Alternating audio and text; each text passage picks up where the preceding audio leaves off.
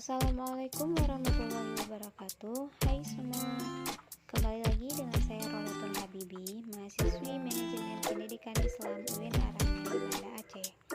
Pada kesempatan kali ini, saya ingin membahas mengenai identifikasi masalah. Nah, identifikasi masalah ini bisa kita lihat baik di dalam organisasi maupun di dalam bisnis yang sedang atau akan kita jalani. Nah, sebelum itu, kita akan membahas mengenai masalah. Masalah adalah bukan fenomena. Fenomena adalah fakta yang ditemukan di lapangan, seperti penjualan yang menurun sebanyak 30%. Nah, yang dimaksudkan dengan masalahnya adalah mengapa turun hingga 30% dan apa penyebabnya. Maka dari itu, kita akan membahasnya pada penjelasan kali ini.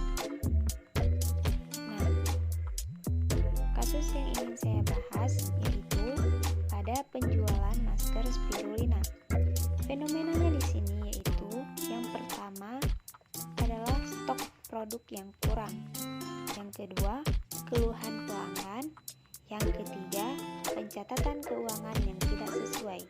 Nah, setelah fenomena barulah kita dapatkan itu masalahnya. Nah, masalah pada stok produk yang pertama itu kekosongan produk di stokis. Yang kedua, keterlambatan dalam pengiriman produk. Kemudian, pada masalah keluhan pelanggan, itu yang pertama, lamanya respon dari penjual. Masalah yang kedua yaitu barang yang dikirim tidak sesuai. Kemudian, fenomena yang ketiga yaitu pada pencatatan keuangan yang tidak efektif. Dan masalahnya yaitu laporan keuangan yang tidak jelas. Berikut deskripsinya mengenai identifikasi penyebab masalah. Pada masalah stok produk, kita identifikasikan penyebab masalahnya yaitu kekosongan produk stokis, keterlambatan dalam pengiriman. Kemudian, masalah yang dihadapi pada keluhan pelanggan. Identifikasi penyebab masalahnya yaitu lama respon dari penjual. Barang yang dikirim tidak sesuai. Kemudian, masalah yang dihadapi yang ketiga yaitu pencatatan keuangan yang tidak efektif. Identifikasi penyebab masalahnya yaitu laporan keuangan yang tidak jelas. Langkah selanjutnya yaitu identifikasi penyebab masalah dan penyebab masalah, di mana di sini yang kita lihat yang pertama itu identifikasi masalah, yang kedua identifikasi penyebab masalah, yang ketiga yaitu lokasi, dan yang keempat aplikasi. Nah, identifikasi masalah yang pertama yaitu lama respon dari penjual, di mana identifikasi penyebab masalahnya adalah kurangnya staf admin dalam bagian penjualan, calon pelanggan yang harus dilayani satu persatu, proses layanan konsultasi.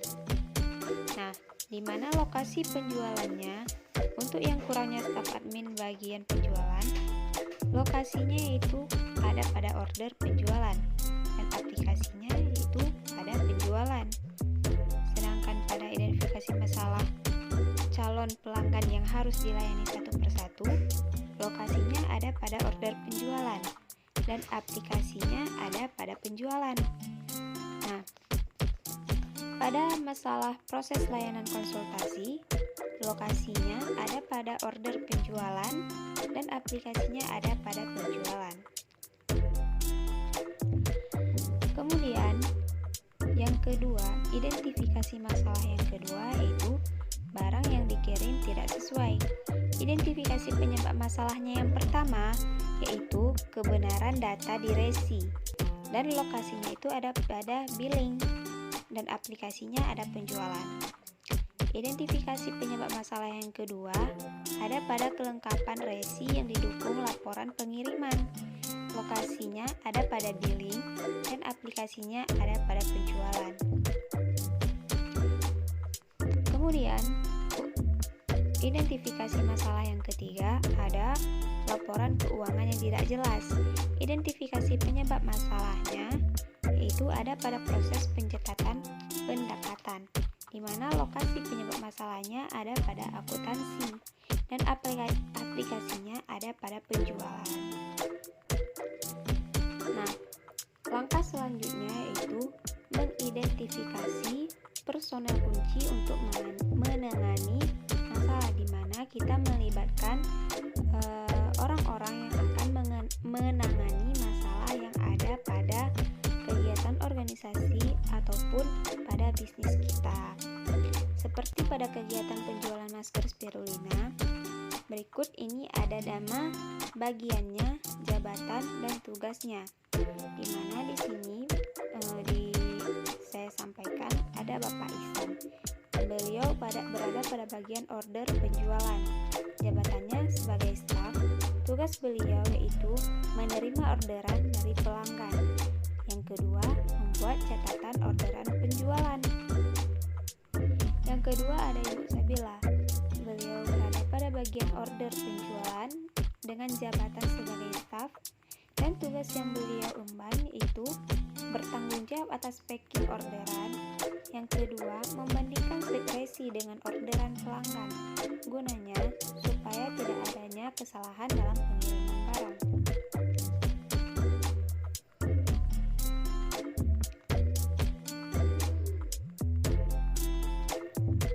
Kemudian yang ketiga ada Ibu Cut Sadia, di mana beliau berada pada bagian keuangan dengan jabatan sebagai staf.